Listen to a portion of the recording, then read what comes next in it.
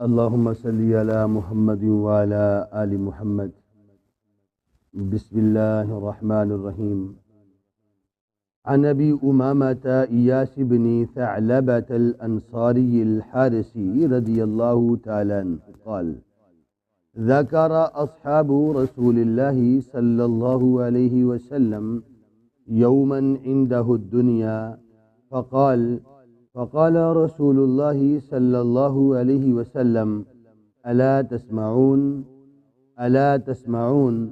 إن البذاذة من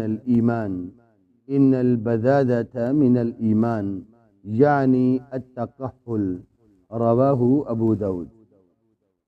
حضرت ابو امامہ ایاس بن ثعلبہ الانصاری حارثی رضی اللہ تعالیٰ عنہ سے روایت کہ رسول اللہ صلی اللہ علیہ وسلم کے صحابہ نے ایک دن آپ کے سامنے دنیا کا تذکرہ کیا تو رسول اللہ صلی اللہ علیہ وسلم نے فرمایا: کیا تم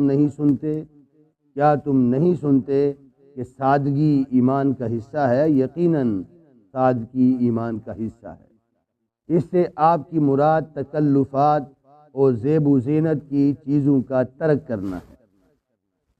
اس حدیث میں عمدہ قیمتی لباس کے مقابلے میں سادہ لباس کی اور مرغوب لذیذ انواع اقسام کی خوراک کے مقابلے میں روکھی سوکھی اور سادہ خوراک کی ترغیب ہے، کیونکہ انسان جتنا تکلفات اور دنیا سے اجتناب کرے گا اتنا ہی وہ آخرت کی تیاری پر متوجہ رہے گا، اور جس حساب سے وہ دنیا کی آسائشوں اور سہولتوں میں الجھے گا آخرت کا دھیان کم ہوتا جائے گا۔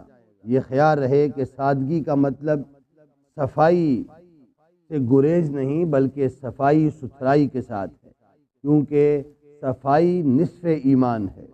پاکیزگی صفائی سے ایک مومن کس طرح وہ دور رہ سکتا ہے، نظر انداز کر سکتا ہے۔